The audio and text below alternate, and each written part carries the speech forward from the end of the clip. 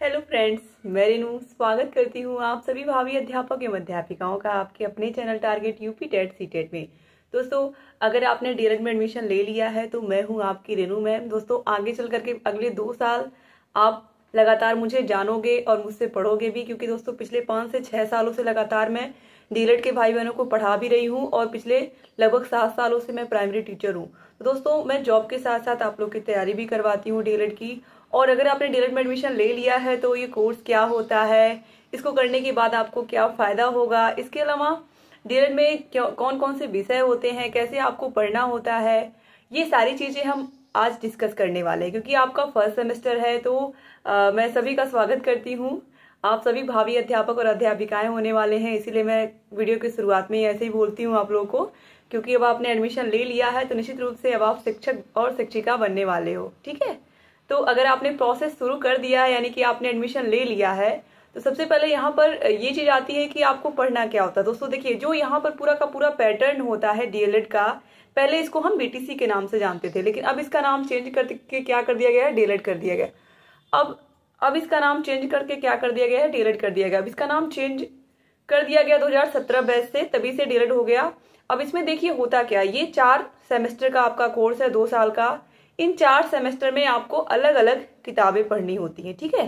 पहले सेमेस्टर में आपको 8 सब्जेक्ट पढ़ने होंगे, जिसमें कुछ चीजें ऐसी होंगी जो आपके लिए नहीं होंगी। क्योंकि आप सभी लोग ग्रेजुएशन करके आते हैं, तो कुछ भाई बहन हमारे ऐसे होते हैं जो बीए करके आते हैं, कुछ होते हैं जो एक तरीके से बीएससी करके आते हैं, कुछ बीकॉम करके आते हैं, या कुछ लोग ऐसे भी होते हैं जो बीटेक करके भी आते हैं। तो कहीं ना कहीं अलग अलग डिग्री लेकर के सब लोग आते हैं।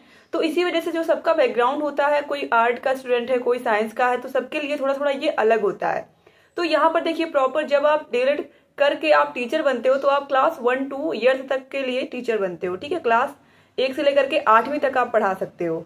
तो इसी वजह से यहाँ पर जो कोर्स है वो भी कक्षा 1 से लेकर के 8वीं तक का ही है, जो नॉर्मल हिंदी, इसके अलावा इंग्लिश, इसके अलावा मैथ, साइंस, ये सब आपको पढ़ना होगा बिल्कुल उसी तरीके से जैसे कि क्लास 1-2 ईयर तक के बच्चे पढ़ते हैं। तो कुछ इसमें नया नहीं है। अगर आप साइंस के स्टूडेंट हो तो आपके लिए मैथ और साइंस ये दोनों बहुत इजी होगा। अगर आप नहीं भी हो तो भी बहुत आसान। मैंने जैसा कहा कि 1 से लेकर के 8वीं तक का ही सिलेबस इसमें होता है, तो बहुत टफ कुछ भी नहीं है, ठीक है।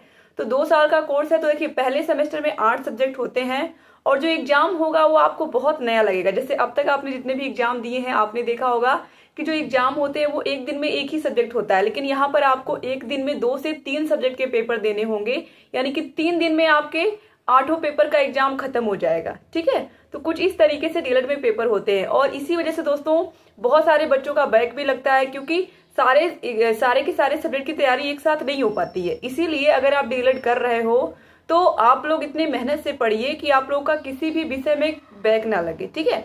बैक एक बार लगता है तो फिर आपको चारों सेमेस्टर उसको झेलना पड़ता है। तो इसी वजह से दोस्तों अब यहाँ पर ये चीज आपको क्लियर हो गया होगा कि कौन कौन से सब्जेक्ट, यानी कि कितने सब्जेक्ट पढ़ने होते हैं। देखिए, अब यहाँ पर 2 सब्जेक्ट ऐसे होते हैं जो मेन होते हैं, जिसके बारे में आपने अभी तक कुछ नहीं पढ़ा है। अगर आप किसी भी स्ट्रीम से आए हैं तो आपने बाल विकास के बारे में कुछ नहीं पढ़ा। चूंकि आपको 1 से लेकर के 8वीं तक पढ़ाने का मौका मिलता है, तो आपको ऐसे बच्चों को पढ़ाना है। तो इसी वजह से आपको बाल मनोविज्ञान की जानकारी होनी चाहिए। तो बाल मनोविज्ञान के बारे में आप पढ़ोगे, ठीक है। इसके अलावा आप शिक्षा के इतिहास के बारे में भी पढ़ोगे कि किस तरीके से पहले वैदिक कालीन शिक्षा थी और किस किस तरीके से शिक्षा जो है वो धीरे धीरे आज का जो मॉडर्न रूप है उसमें परिवर्तित हुई, इसके बारे में भी आप पढ़ोगे। इसके अलावा संस्कृत आप पढ़ोगे। संस्कृत बहुत सारे भाई बहनों को बहुत प्रॉब्लम होती है, लेकिन संस्कृत बहुत ही इजी आता है। क्योंकि आप सभी को पता है कि जो प्राइमरी स्कूल के बच्चे होते हैं, क्योंकि मैं खुद प्राइमरी टीचर हूँ, तो कक्षा 3 से जो संस्कृत है वो स्टार्ट हो जाती है, ठीक है। कक्षा 3 से संस्कृत स्टार्ट हो जाती है, इसीलिए आप लोग को संस्कृत भी पढ़ना होगा। तो फर्स्ट सेमेस्टर और थर्ड सेमेस्टर में आपकी संस्कृत से भेंट होगी। इसके अलावा इसी तरीके से कंप्यूटर भी है। कंप्यूटर आप फर्स्ट सेमेस्टर और थर्ड सेमेस्टर में ही केवल पढ़ोगे, ठीक है। तो ये 2 सेमेस्टर में आपके पीछे रहेंगे ये सब्जेक्ट और इनको आपको अच्छे से पढ़ना होगा। तो ये आपको क्लियर हो गया होगा। जो सब्जेक्ट थोड़े कठिन है उनके बारे में मैं बता रही हूँ, और जो आपका सामाजिक अध्ययन है वो बहुत ईजी आएगा। सामाजिक अध्ययन में आदि मानव से लेकर के धीरे धीरे आप पूरा भारत की स्वतंत्रता की जो क्रांति हुई, यानी कि हमारा देश आजाद हुआ, वहां तक आपको पढ़ना होगा। तो ये भी बहुत आसान है, ये सब्जेक्ट भी। तो कुछ सब्जेक्ट ऐसे हैं जिसपे आपको ज्यादा मेहनत करनी होगी, कुछ जो नए हैं उन पे वाकई में आपको मेहनत करनी होगी, लेकिन कुछ भी ऐसा नहीं है, कुछ बच्चे ऐसे होते हैं जो जब एग्जाम आता है तभी पढ़ते हैं। तो अगर आप उन बच्चों में से हो तो इसमें थोड़ा सा सतर्क हो जाइएगा, क्योंकि दोस्तों अभी से अगर आप नहीं पढ़ोगे तो कहीं ना कहीं जब एकाएक एग्जाम होता है, जैसा मैंने कहा कि एक ही दिन में 2 से 3 पेपर आपके होते हैं, तो उसमें सब गड़बड़ हो जाती है। तो इसी वजह से आप चाहे 1 घंटा ही रोज पढ़िए, 2 घंटे ही रोज पढ़िए, लेकिन आप पढ़िए, कुछ ना कुछ पढ़ते रहिए, अपने डीएलएड से संबंधित क्लासेस को देखते रहिए, पढ़ते रहिए। और 2 सीरीज हैं जो बहुत इंपॉर्टेंट हैं, जो कि हर बच्चा खरीदता है। तो ये 2 सीरीज मैं आपको दिखा दे रही हूँ। एक ये है राजन सीरीज, ठीक है, राजन सीरीज लगभग सभी बच्चे खरीदते हैं। और इसके अलावा ये पवन सीरीज है, जो कि ये भी बहुत सारे बच्चे खरीदते हैं। तो दोस्तों हम जो कोर्स आपको देते हैं उस कोर्स में ये पूरी की पूरी जो सीरीज है, ये 8 विषय के, ये पूरी की पूरी सीरीज की हम पीडीएफ आपको देते हैं, ठीक है, अपने कोर्स में। तो अलग से आपको ना तो राजन सीरीज खरीदने की जरूरत होती है बाजार से, ना पवन सीरीज खरीदने की जरूरत होती है, ठीक है। और इन दोनों को अगर कंबाइन कर दिया जाए, जितने पैसे में ये दोनों आते हैं सीरीज 8 के 8, उसके भी आधे पैसे में आपको पूरा कोर्स मिल जाता है फर्स्ट सेमेस्टर का। तो इससे कोई भी बहुत ज्यादा लाभ नहीं होता है, लेकिन अगर आपने अच्छे से कोर्स को पढ़ा है, सारे क्लासेस को लिया है, तो कोई बहुत जरूरी नहीं है सीरीज को पढ़ना। लेकिन कुछ बच्चे ऐसे हैं जो मानते नहीं है, तो इस वजह से हम पूरी सीरीज भी आपको दे देते हैं कोर्स में, ताकि आपको अलग से खरीदने की जरूरत ना पड़े, ठीक है। तो यहाँ पर दोस्तों मैं क्लियर कर दूं कि अब यहाँ पर आप थोड़ा बहुत समझ चुके होंगे कि डीएलएड में आखिर में होता क्या है। तो ये 4 सेमेस्टर का कोर्स है, 2 सालों का कोर्स है आपका। और दोस्तों चूंकि होता क्या है इसमें कि जो एग्जाम डेट है वो थोड़ा लेट हो जाती है, तो आपका जो 2 साल का कोर्स है हो सकता है वो 2.5 से 3 साल में भी कन्वर्ट हो जाए। तो उसके लिए भी आप लोग तैयार रहिए। ये चूंकि यूपी में आप डीएलएड कर रहे हो, तो पीएनपी ऐसी संस्था है, थोड़ा सा सुस्त काम करती है, मतलब थोड़ा सा आपको डिले देखने को मिल जाता है। क्योंकि अभी आप देखिए 2nd सेमेस्टर और 4th सेमेस्टर के पेपर होने वाले थे, लेकिन अब फिर बोर्ड एग्जाम आ गए, तो अब ये पेपर जाकर के मार्च में ही हो पाएंगे, मार्च लास्ट में, ठीक है। तो इसी वजह से थोड़ा सा जो पेपर है वो डिले ही होते हैं, लेकिन आपका जो कोर्स है वो सही समय पर पूरा हो जाता है। इसके अलावा दोस्तों देखिए, मेन चीज 6 महीने का एक सेमेस्टर होता है। अब इसके बाद क्या होता है, जब आप पूरा कोर्स पढ़ लेते हो, आपकी क्लासेस खत्म हो जाती हैं, फिर क्या होता है, आपकी टीचिंग लगती है। टीचिंग आपके घर के आसपास के ही किसी प्राइमरी स्कूल में लगेगी। First semester, 2nd semester, 3rd semester में आपकी जो टीचिंग है वो लगेगी किसी प्राइमरी स्कूल में, ठीक है। और जो 4th सेमेस्टर की टीचिंग होती है वो किसी जूनियर स्कूल में लगती है, यानी कि क्लास 6वीं से लेकर के 8वीं तक के बच्चों को आपको पढ़ाना होता है। तो जब फर्स्ट सेमेस्टर में आपकी टीचिंग लगेगी जिस स्कूल में, वहां पर आपको बस जा करके देखना होता है कि वहां के टीचर्स पढ़ा कैसे रहे हैं, क्या क्या चीजें हो रही हैं स्कूल में। हालांकि जब आप जाओगे तो वो आपसे प्रॉपर पढ़वाएंगे वहां के टीचर्स, ठीक है। लेकिन होता बस, जब आप फाइल बनाओगे तो फाइल में आपको सिर्फ यही बताना होगा कि वहां पे टीचर किस तरह से पढ़ा रहे थे, वो क्या क्या एक्टिविटीज कर रहे थे स्कूल में बच्चे कैसे आते हैं, प्रार्थना करते हैं, फिर क्या क्या एक्टिविटीज, कैसे कौन कौन से विषय की पढ़ाई शुरू होती है, यही सब आपको लिखना होता है, ठीक है। लेकिन वो आपसे पूरा प्रॉपर 30 दिन की टीचिंग लगेगी। 30 दिन की टीचिंग होती है, यानी कि जो बीच में संडे वगैरह जो छुट्टियां होती हैं उनको हटा करके 30 कार्य दिवस, यानी कि 30 दिन लगभग आपको स्कूल जाना होता है। लगभग नहीं, कंप्लीट 30 दिन की टीचिंग लगती है, जिसमें छुट्टियां नहीं जोड़ी जाती हैं, ठीक है। तो ये क्लियर हो गया होगा। अब आपकी टीचिंग लगती है, उससे आपको फायदा क्या होगा, जो आप फाइल बनाओगे, जो आप टीचिंग करोगे, वो 100 नंबर का होता है। पूरा का पूरा एक सेमेस्टर 800 नंबर का होता है। 800 नंबर में से केवल 100 नंबर आपके इंटर्नशिप के होते हैं, जो आप जाकर के टीचिंग करते हो। तो ये जो 100 नंबर होते हैं, ये उस स्कूल के प्रिंसिपल के हाथ में होता है, ठीक है। जिस भी स्कूल में आपकी टीचिंग लगती है, वहां के प्रिंसिपल आपको 100 में से 100 दे सकते हैं, 100 में से 99, 98, 97, ये उनके ऊपर निर्भर है कि आपकी परफॉर्मेंस कैसी थी, ठीक है। अगर आप अच्छे से पढ़ा रहे हो, समय से स्कूल पर पहुंच करके सारी एक्टिविटीज में पार्टिसिपेट कर रहे हो, तो निश्चित रूप से आपको 100 में 100 भी मिल जाएंगे। तो इसके लिए भी आप लोग अच्छे से जा करके टीचिंग करिएगा। आगे आने वाले 2 से 3 महीनों के बाद आपकी टीचिंग लग सकती है प्राइमरी स्कूल में, ठीक है। तो उम्मीद करती हूँ कि आप लोगों को काफी जानकारी हो चुकी होगी फर्स्ट सेमेस्टर के बारे में, कि आपको पढ़ना क्या है और इस सेमेस्टर में होता क्या है, ठीक है। तो ये 8 सब्जेक्ट टीचिंग। इसके अलावा दोस्तों आपके प्रैक्टिकल्स भी होते हैं, जो कि बहुत महत्वपूर्ण होते हैं। प्रैक्टिकल्स जो होते हैं वो आपके रिटन एग्जाम से भी ज्यादा नंबरों के होते हैं। तो प्रैक्टिकल के लिए भी आपको तैयार रहना है। हर सब्जेक्ट की फाइल बनवाई जाती है। अलग अलग कॉलेज में अलग अलग रूल्स होते हैं, ठीक है। किसी किसी कॉलेज में हर एक सब्जेक्ट के एक टॉपिक को आपको लिखना होता है, एक टॉपिक को लिख करके उसका फाइल बनाना होता है। और किसी किसी कॉलेज में कुछ अलग रूल्स होते हैं, तो वो आपके कॉलेज वाले आपको बताएंगे। अगर आप डाइट से कर रहे हो तो डाइट वाले बताएंगे, अगर आप प्राइवेट कॉलेज से कर रहे हो तो प्राइवेट कॉलेज वाले बताएंगे। तो ये इसके बारे में भी आपको समझ में आ गया होगा। कि ये फाइल भी बनती है हर सब्जेक्ट की, और ये जब आपके प्रैक्टिकल्स होते हैं तो उसमें ये भी काम आता है। तो प्रैक्टिकल बहुत ज्यादा नंबर यानी कि 400 से ज्यादा नंबरों के होते हैं। तो इस वजह से आप लोगों को खूब मेहनत करनी है, ठीक है, खूब मेहनत करनी है ताकि प्रैक्टिकल्स में भी अच्छे नंबर आए। प्रैक्टिकल्स में अच्छे नंबर आएंगे तो जो ओवरऑल रिजल्ट बनेगा 800 नंबरों का वो बहुत अच्छा बनेगा। तो इसलिए रिटन एग्जाम से भी ज्यादा मार्क्स आपको मिलते हैं प्रैक्टिकल में। हालांकि अगर आप प्राइवेट कॉलेज से कर रहे हो डीएलएड तो आपको मार्क्स मिलते हैं अच्छे प्रैक्टिकल्स में, लेकिन आप उसके लिए सबसे इंपॉर्टेंट चीज जो मैं बता दूं आपको कि अगर आपने जिस भी कॉलेज में एडमिशन लिया है उस कॉलेज में आप शालीनता से रहिएगा, अच्छे से सारे टीचर्स से व्यवहार करिएगा, वहां के जो भी टीचर्स पढ़ाने वाले हैं, क्योंकि वही आपके नंबरों में योगदान देंगे। तो सभी के साथ आपका व्यवहार अच्छा होना चाहिए, आपका कार्य व्यवहार सभी साथियों के प्रति भी आपके अच्छे होने चाहिए, ठीक है। हालांकि ऐसा होता नहीं है कि आपको डीएलएड में नकल करने को मिल जाए या फिर आपको ज्यादा पूछने को मिल जाए, लेकिन कभी कभी ऐसा होता है कि मान लीजिए आप एग्जाम हॉल में बैठे हो और आप ही के आसपास के आपके भाई बहन ही आगे पीछे होते हैं आप ही के क्लास के, तो अगर आपको कुछ फंस रहा है तो अगर थोड़ा सा पूछने का टाइम है तो आप पूछ सकते हो। तो अगर आपका संबंध अच्छा रहेगा आपके कॉलेज वालों से, आपके साथियों से, तो आपकी एग्जाम में भी हेल्प हो सकती है, ठीक है। तो इसी वजह से सबसे अच्छा संबंध बना के रखिएगा, ये बहुत बहुत इंपॉर्टेंट है, चाहे आपके सहपाठी हो और चाहे वहां के टीचर्स स्टाफ हो, ठीक है। इससे आपके प्रैक्टिकल में मार्क्स जरूर आपको इसका ये जो चीजें मैं आपको बता रही हूँ इसका फायदा आपको दिखेगा जब आपके एग्जाम्स होंगे, ठीक है। तो सभी से अपना संबंध अच्छा रखिएगा, और ये चीज तो एक शिक्षक बनने जा रहे हो आप, तो वैसे भी आपका जो संबंध है वो अच्छा ही होना चाहिए सबसे, ठीक है।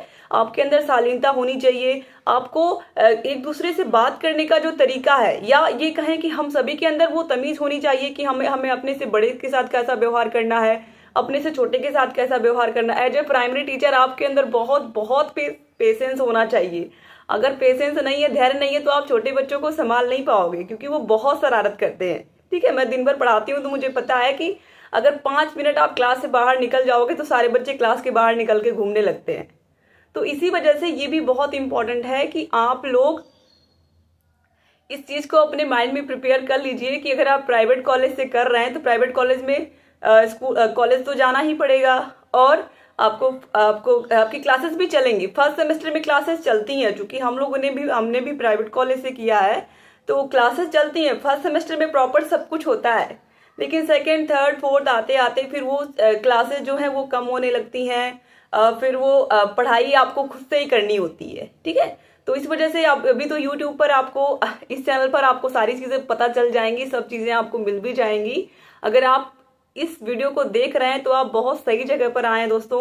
आपको बहुत ही आसान भाषा में सारी चीजें मैं पढ़ाऊंगी, और आप पिछले 5 से 6 सालों से ये पूरा का पूरा चैनल हम चला रहे हैं। आप देखोगे तो आपको अच्छे अच्छे कमेंट्स ही यहाँ पर देखने को मिलते हैं, बच्चों के अच्छे अच्छे रिव्यू देखने को मिलते हैं। हमारे बच्चे ही पढ़ करके 97.8% तक बच्चे लेकर के आए हैं नंबर 4th सेमेस्टर में, ठीक है। तो ये सारी चीजें मैं बता दूं आप लोगों को कि अगर अभी से आप लोग तैयारी अच्छे से करोगे, अभी से अपने डीएलएड के लिए मेहनत करोगे, तो आपको उसका फायदा भी दिखेगा। और बहुत सारे हमारे ऐसे भाई बहन हैं जो जॉब कर रहे होंगे, या बहुत सारी ऐसी महिलाएं होंगी जिनकी शादी हो गई है, बच्चे होंगे वो भी डीएलएड कर रहे हैं। तो ऐसे लोगों से भी रिक्वेस्ट है कि आप लोग क्लासेस को देखिए, आप लोग घर पर ही रह करके अगर पढ़ रहे हो तो घर पर ही अच्छे से पढ़िए, क्योंकि पढ़ना बहुत जरूरी है और रोज पढ़ना बहुत जरूरी है। एक दिन में पढ़ के आप कुछ नहीं उखाड़ लोगे, सिर्फ और सिर्फ आप परेशान होगे जब एग्जाम आने वाला होगा। तो दोस्तों उम्मीद करती हूँ कि आप लोगों के बहुत सारे डाउट्स क्लियर हो गए होंगे कि होता क्या है डीएलएड। अब देखिए इसमें नौकरी कैसे मिलती है। तो पहली बात दोस्तों, अगर आपका यूपी है, आपके यूपी में आप कक्षा 1 से 5वीं तक की वैकेंसी आएगी उसमें आप भर सकते हो, पूरे ऑल इंडिया में भर सकते हो। क्योंकि ये जो बीएटीसी वाला कोर्स है या डीएलएड वाला जो कोर्स होता है ये स्पेशली प्राइमरी टीचर्स के लिए ही होता है। तो अगर आपने डीएलएड में एडमिशन लिया है, आपने एडमिशन ले लिया है तो अच्छी बात है, आपको पूरे देश में कहीं भी, चाहे वो TSSB हो, चाहे वो आपके KVS के या फिर KVS की वैकेंसी हो, या कोई भी वैकेंसी हो क्लास 1 to 5 की, बिहार की बात करें, छत्तीसगढ़ की बात करें, किसी भी प्रदेश की, राजस्थान की बात करें, हम सब जगह आप एलिजिबल हो प्राइमरी स्कूल की। अगर कभी भी वैकेंसी आती है तो आप उसके फॉर्म फिल कर पाओगे, ठीक है। इसके अलावा दोस्तों बहुत सारे हमारे भाई बहन हैं जो डीएलएड के साथ साथ कॉम्पिटेटिव एग्जाम की भी तैयारी करते हैं। तो ये अच्छी बात है, क्योंकि वही इंग्लिश, वही मैथ, वही साइंस इसमें भी पूछता है, ठीक है। और सोशल साइंस तो आपका वैसे ही तैयार रहता है अगर आप किसी कॉम्पिटेटिव एग्जाम की तैयारी कर रहे हैं। कंप्यूटर भी तैयार रहता है, रीजनिंग भी। तो कुछ चीजें ऐसी हैं जो अगर आप कॉम्पिटेटिव एग्जाम की तैयारी कर रहे हैं तो जो सब्जेक्ट है वो आपके पहले से ही स्ट्रांग है, ठीक है। तो ये प्लस पॉइंट है। लेकिन ये है कि बाल विकास जैसे जो फर्स्ट मेन पेपर्स होते हैं, 2 पेपर होते हैं, मेन होते हैं हर एक सेमेस्टर में, जो बिल्कुल नए होते हैं, जिनके बारे में आप कुछ नहीं जानते हो, तो ऐसे सब्जेक्ट को भी आपको पढ़ना है, ठीक है। तो ये जो सब्जेक्ट होते हैं ये 50-50 नंबरों के होते हैं। अब यहाँ पर नंबरों की बात कर रही हूँ तो मैं आपको बता दूं कि 3 सब्जेक्ट ऐसे होते हैं हर सेमेस्टर में जो 50 नंबर के होते हैं। आपका फर्स्ट पेपर, सेकेंड पेपर और जो आपका SST यानी कि सामाजिक विज्ञान होता है, ये 50 नंबरों का होता है। बाकी चाहे वो हिंदी हो, इंग्लिश हो, संस्कृत हो, कंप्यूटर हो, साइंस हो, ये सब 25-25 नंबरों के होते हैं, ठीक है। अब जो 50 नंबर का पेपर है उसमें 25 नंबर आपको लाना ही है। 25 से अगर कम हुआ तो आप उस सब्जेक्ट में फेल हो गए, यानी कि आपका बैक लग जाएगा। वैसे ही जो 25 नंबर का पेपर होता है उसमें 12 नंबर से कम अगर आपके आते हैं तो आप फेल हो उस सब्जेक्ट में। तो ये बहुत इंपॉर्टेंट है कि आप ये याद रखिए कि आपको तैयारी इतनी अच्छे से करनी है कि किसी विषय में बैक ना लगे। जिन भी भाई बहनों का बैक लगता है वो फर्स्ट सेमेस्टर से लेकर के लास्ट सेमेस्टर तक परेशान रहते हैं, क्योंकि बैक का पेपर लेट होता है। एक बार बैक लगने पर दोबारा बैक लग गया, तिबारा लग गया, फिर चौथी बार वो आपका बेकार ही हो जाता है, क्योंकि चौथी बार फिर प्रत्यावेदन देने के बाद पता नहीं वो एक्सेप्ट होता है कि नहीं, फिर आपका BTC या DLED ही खराब हो जाता है। तो इसी वजह से आप लोग का फर्स्ट सेमेस्टर है, ये सारी चीजें बताना मुझे बहुत जरूरी था कि आपको कैसे पढ़ाई करनी है और कैसे अपने फर्स्ट सेमेस्टर में ही अच्छे से अच्छे मार्क्स लाने हैं। 800 नंबर के 800 नंबर के ही सारे के सारे सेमेस्टर होते हैं, यानी कि टोटल आपके हो जाते हैं 3200 नंबर। 3200 नंबर का पूरा आपका जो चारों सेमेस्टर है वो होता है। अब 3200 नंबरों में आप कितने नंबर ला सकते हो ये आपके ऊपर निर्भर करता है, आप कितनी मेहनत करते हो, ठीक है। तो उम्मीद करती हूँ कि आप लोगों को पूरी जानकारी अच्छी लगी होगी और आप लोग इसको अपने कॉलेज फ्रेंड्स को भी शेयर करेंगे दोस्तों। तो ये सारी चीजें बतानी बहुत जरूरी थी। मेन चीज कि एज ए टीचर आपके अंदर ये चीजें होना चाहिए। आप शिक्षक बनने जा रहे हो और शिक्षक का पहला ही दायित्व होता है कि उसके अंदर पोलाइटनेस यानी कि शालीनता होनी चाहिए, लोगों से अच्छा व्यवहार करने आना चाहिए और सभी के साथ मिलजुल करके रहना आना चाहिए, ठीक है। तो अपने मन में ये चीज आप ठान लीजिए कि आप शिक्षक बनने जा रहे हैं और आप अब अपने जिस भी गोल को आप अचीव करना चाह रहे हैं अपने जीवन में उसको आप अचीव करके रहेंगे। क्योंकि आपने DLED में एडमिशन लिया है तो आपके अंदर अब ये भावना है कि मुझे शिक्षक बनना है। तो इसीलिए अब आप क्या कहलाओगे, छात्र अध्यापक और छात्र अध्यापिका। जब आप फाइल बनाओगे तो आप यही लिखोगे छात्राध्यापिका या छात्र अध्यापक, यही आप लिख करके पूरा का पूरा फाइल बनाओगे। अब आप छात्र अध्यापक और छात्र अध्यापिका हो गए हैं। जैसे ही 4th सेमेस्टर क्लियर हो जाएगा आप शिक्षक बन जाओगे, ठीक है। इसके बाद भी आप सभी को पता है कि DLED करने के बाद ही हमें केवल शिक्षक नहीं बन पाएंगे, हमें UP टेट क्लियर करना पड़ेगा, CTET क्लियर करना पड़ेगा, अदर स्टेट के जो एग्जाम्स होते हैं उनको क्लियर करना पड़ेगा, तब जाकर के हम शिक्षक बन पाएंगे।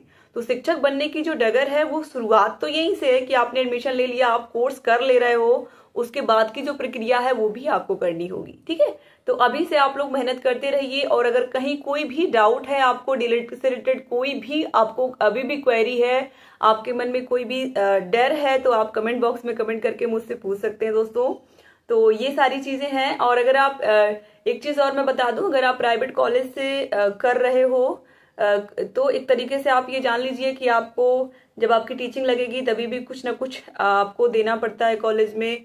अगर आपके प्रैक्टिकल्स होते हैं तभी भी कुछ ना कुछ पैसे जमा कराए जाते हैं। ये कुछ चीजें हैं, अगर आप प्राइवेट कॉलेज से कर रहे हो तो ये सब चीजें आपको देनी होती हैं। हो सकता है आपके टूर जाए तो टूर में भी आपसे कुछ पैसे लिए जाए, हालांकि उसमें घुमाएंगे भी आपको। तो ये सारी चीजें होती हैं प्राइवेट कॉलेज में। थोड़े से आपके जो पैसे हैं वो ज्यादा खर्च होते हैं, ठीक है। एग्जाम फॉर्म के नाम पर भी जैसे अगर जितना PNP बोलती है उससे ज्यादा ही लिए जाते हैं। तो ये सारी चीजें आपको पता होनी चाहिए। तो ये भी मैंने आपको बता दिया। तो मुझे पूरी उम्मीद है कि लगभग सारी जानकारी मैंने आपको दे दी है फर्स्ट सेमेस्टर के विषयों के बारे में। तो आप लोग 8 विषय की तैयारी करना शुरू कर दीजिए। क्लासेस भी मैं लेकर के आऊंगी, ऑलरेडी क्लासेस पहले ही मैंने पढ़ा दी हैं, लेकिन फिर मैं आप लोगों को पढ़ाऊंगी और सारी सीरीज भी अच्छे से सॉल्व करवाऊंगी, क्योंकि सीरीज लास्ट टाइम पे सभी बच्चे पढ़ते हैं। तो सीरीज भी मैं पूरा सॉल्व करवाती हूँ, सारे बहुविकल्पीय, सारे अति लघु उत्तरीय प्रश्नों को अच्छे से मैं पढ़ाती हूँ। तो थैंक यू सो मच दोस्तों वीडियो को पूरा देखने के लिए। मुझे पूरी उम्मीद है कि आप लोगों को ये वीडियो पसंद आएगी और आप लोग अपने कॉलेज के फ्रेंड्स को या जो लोग भी डीएलएड में एडमिशन ले चुके हैं उन तक आप जरूर शेयर करेंगे। और मैं हूँ आपकी रेनू मैम, तो आप मेरा नाम याद रखिए, क्योंकि पूरे 2 साल की जो जर्नी है डीएलएड की उसमें आप पूरा मुझे पाओगे और शायद जीवन में आप हमेशा मुझे पाओगे, क्योंकि कुछ ना कुछ आपको हमेशा मेरे चैनल से मिलता रहेगा। तो थैंक यू सो मच दोस्तों वीडियो को पूरा देखने के लिए। उम्मीद करती हूँ कि आपने जैसे एडमिशन लिया है, आप सभी का जो शिक्षक और शिक्षिका बनने का सपना है वो ईश्वर पूरा करे, लेकिन उसके लिए आपको ही मेहनत करनी पड़ेगी और हम आपका पूरा साथ देंगे। तो थैंक यू सो मच। पूरा का पूरा वीडियो यहाँ तक आपने देखा। आपको डिस्क्रिप्शन बॉक्स और कमेंट बॉक्स में लिंक मिल जाएगी फर्स्ट सेमेस्टर के सारे विषयों की, तो आप एक बार देख सकते हैं कि आपको कौन कौन से विषय पढ़ने हैं। आपको मैं लिंक दे दूंगी, उसमें आपको सारे विषय के डाटा मिल जाएगा। अलग से वैसे मैं वीडियो बनाऊंगी फर्स्ट सेमेस्टर में कौन कौन से विषय हैं, लेकिन जो वीडियो मैंने बनाई है उसको आप देख सकते हैं। आपको लिंक मिल जाएगी डिस्क्रिप्शन बॉक्स और कमेंट बॉक्स में, ठीक है। तो मुझे पूरी उम्मीद है कि आप लोगों को वीडियो पसंद आई होगी और आप लोग चैनल से बने रहेंगे। दोस्तों ऑलरेडी हम स्मार्ट क्लास से भी पढ़ाते हैं, आप देखिए स्मार्ट बोर्ड से भी पढ़ाते हैं हम। तो यहाँ पर देखिए स्मार्ट बोर्ड लगा हुआ है यहाँ पर, और ये क्लासरूम है। यहीं से आपको सारी की सारी वीडियोस, यहाँ से आपको सारी की सारी जो भी वीडियोस हम बनाते हैं वो यहाँ से आपको मिलती हैं। तो ये क्लासरूम है। तो थैंक यू वीडियो को पूरा देखने के लिए, और लगातार आप लोग ऐसे बने रहिए चैनल से। Thank you, bye bye.